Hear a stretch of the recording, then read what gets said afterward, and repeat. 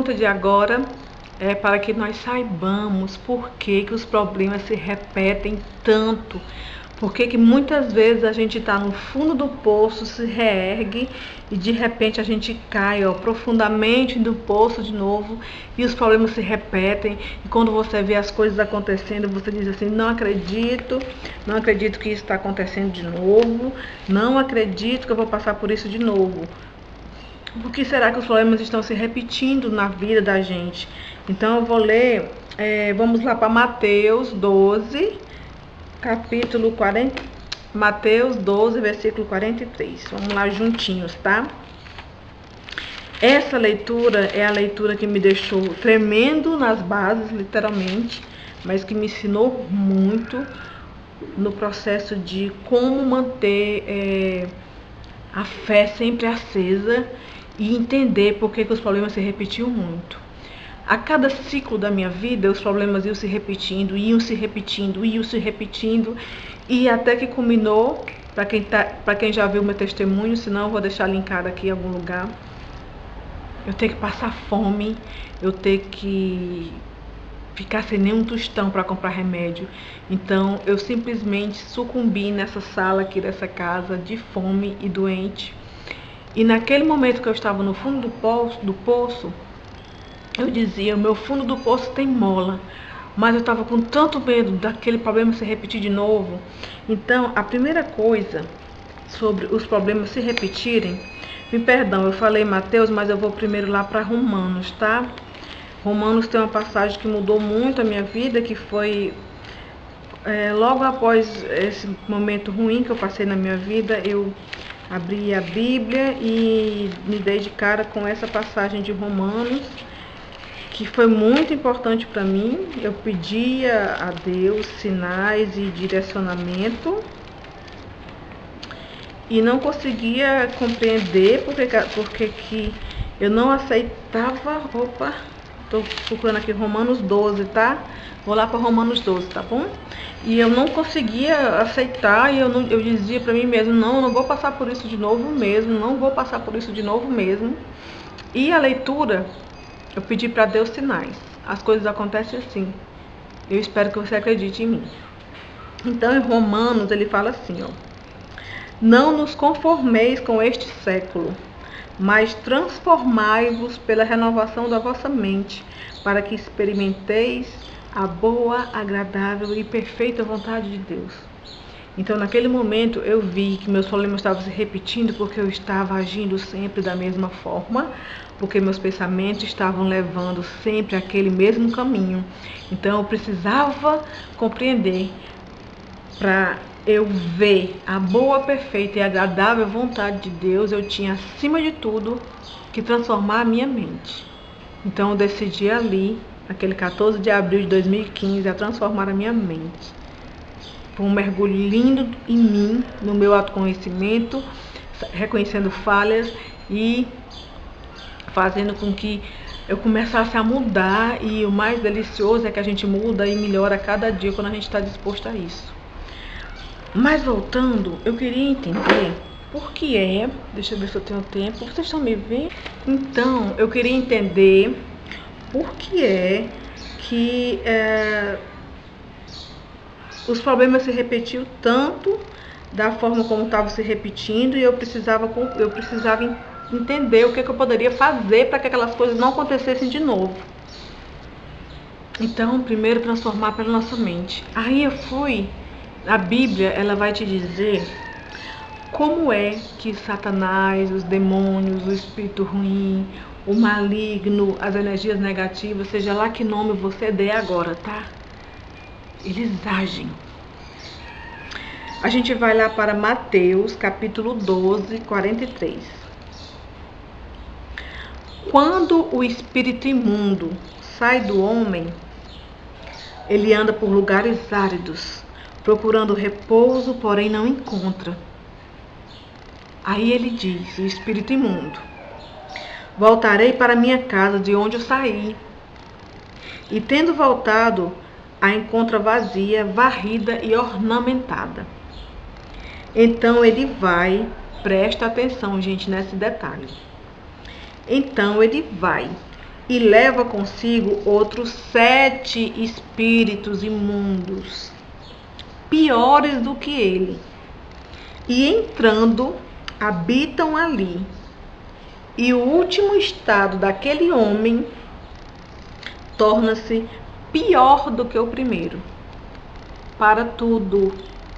Vocês entenderam? Vamos ver se eu consigo explicar, tá? Mais uma vez eu digo que eu sou uma pessoa que estudo a Bíblia e eu faço sempre aqui no canal um paralelo do que eu vivi com o que eu aprendi na Bíblia e o que transformou a minha vida, tá? Então vamos lá. Qual é a estratégia de Satanás? Eu decido hoje mudar e eu estou focada nas minhas metas e eu estou feliz.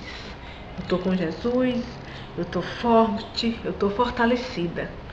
Aí, ó, o espírito imundo não tem mais espaço para viver aqui dentro, porque eu estou com Deus.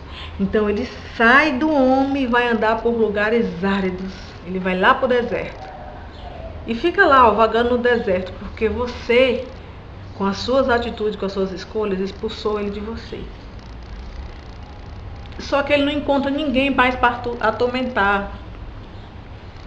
Por N motivos ele não encontrou ninguém mais para atormentar. Aí ele diz, o espírito imundo, o demônio, o Satanás, o que você quiser chamar, ele fala assim: sabe de uma coisa, eu vou voltar para minha casa. Quem é a casa que o espírito imundo resolve voltar? Nós. Porque o espírito imundo, ele conhece as nossas fraquezas, as nossas facilidades. E de tanta gente cair, levantar, sucumbir, se entregar à depressão, se entregar à doença, se entregar a vícios, se entregar à tristeza, se entregar a mimimi, à reclamação, se entregar ao espírito de confusão, ele conhece as nossas falhas.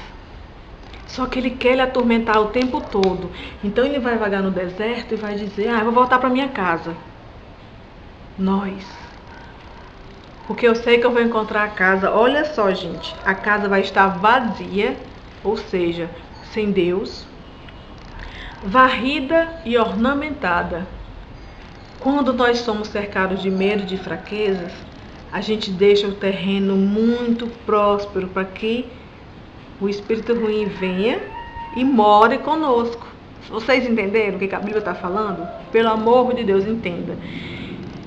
A primeira vez que eu li essa leitura, eu arrepiei. Eu falei assim: caramba, caramba, caramba. Só que quando ele vai, ele não vai sozinho, porque ele está lhe destruindo ali aos pouquinhos. Ele está lhe destruindo e ele está querendo que você afunde cada vez mais. Então o que ele faz?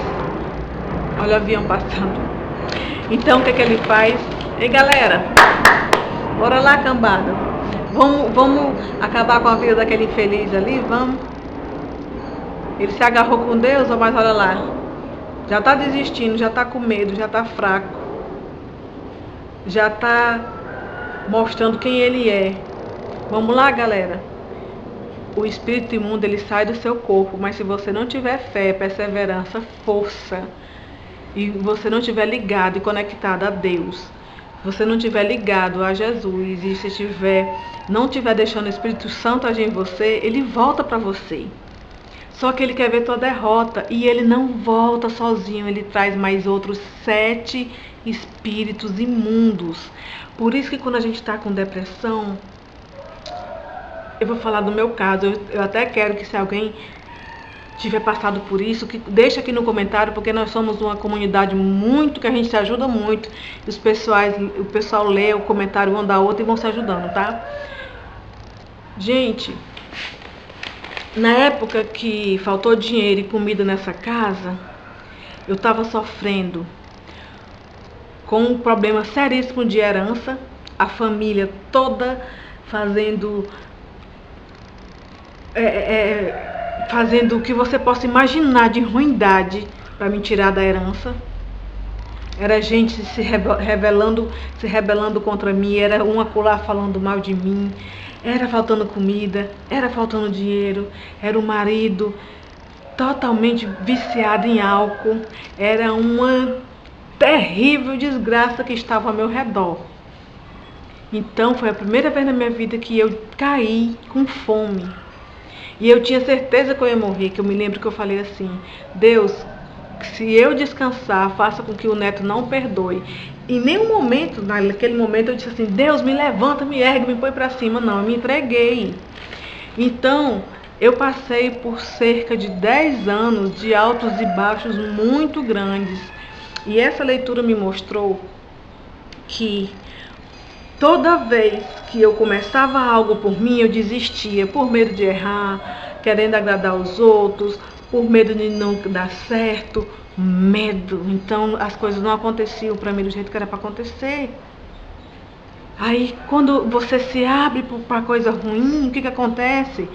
Satanás, ou o demônio, ou o espírito ruim, ou as energias negativas, seja lá como você queira chamar, que estão vagando no deserto, fazem assim: opa, aquela casa está vazia, aquela casa está ornamentada me esperando. Vamos lá, galera, vamos aperrear mais aquela mulher. Aqui na Bíblia, não sou eu que estou dizendo, está aqui na Bíblia. Leiam Mateus 12:43, ele fala: ele vai e leva consigo outros 7 espíritos, piores do que ele, e entrando, habitam ali. E ali é o último estado daquele homem, tornando-se pior do que o primeiro. Por isso que às vezes você está passando por um momento ruim, de repente você se vê numa situação ainda pior e você fala: meu Deus, o que está acontecendo comigo, meu Deus? Por que Deus me abandonou? Por que Deus está fazendo com que isso aconteça com a minha vida? Não, gente, Deus quer o melhor para nós, sempre. Só que Ele nos dá o livre-arbítrio. Nós fazemos escolhas erradas.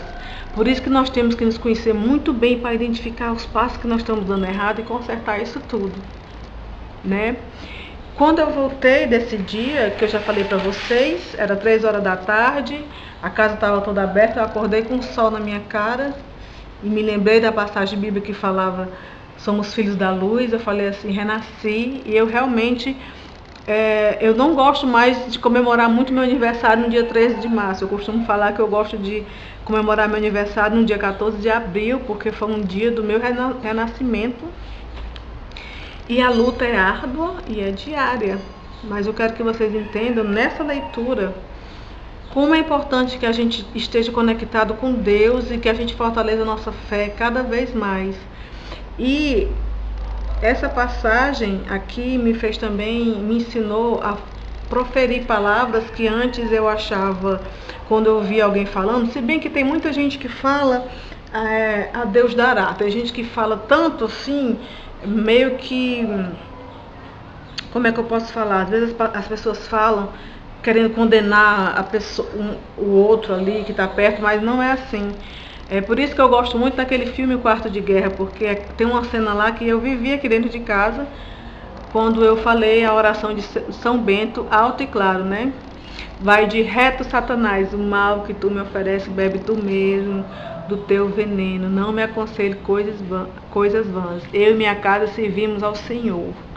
E esse trechinho eu repito de vez em quando a gente tem momentos difíceis, e eu falo com propriedade. Muitas vezes eu não sei se os vizinhos escutam, mas eu falo com propriedade aqui dentro, porque essa leitura me ensinou muito a respeito disso, principalmente entender que quando a gente quer mudar, a gente vai estar sempre sendo tentado e sempre vai haver demônios, espíritos ruins, energias negativas que vão querer desviar a gente do nosso caminho.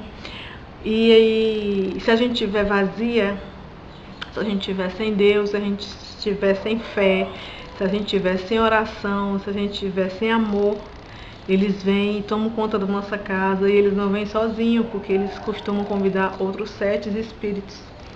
Por isso que nós vivemos às vezes um momento ruim na nossa vida, onde a gente olha em volta, é tanto problema, é com o marido. No caso eu não tenho filho, mas às vezes a gente olha assim do lado, tem problema com o marido, com os amigos, com os filhos, com os irmãos. Eu passei por um momento muito complicado, de total escuridão, e hoje, depois que eu comecei a ler a Bíblia e cheguei aqui, e conheci a estratégia de Satanás, que esse é o título dessa leitura, Mateus 12, do versículo 43 ao 45. 43 ao 45 são 3 versículos riquíssimos, não é? A gente consegue compreender de como é que as coisas funcionam e por que a gente, às vezes, os problemas se repetem tanto, e quanto mais se repetem, mais eles vão aumentando e mais a gente vai ficando cercado dessa energia sem entender o porquê. Leiam essa passagem e façam um paralelo no que você está vivendo agora. E se fortaleça, meu amigo, se fortaleça, minha amiga, porque a batalha é constante. Mas como diria aquela canção, em tempos de guerra, nunca pare de lutar. Nunca pare de lutar. E sempre quando a gente está vivendo bons momentos, acontecem muitas coisas ao redor, sim, porque o mundo jaz no maligno, né? Também isso tem na Bíblia e a gente é tentado de todo tempo.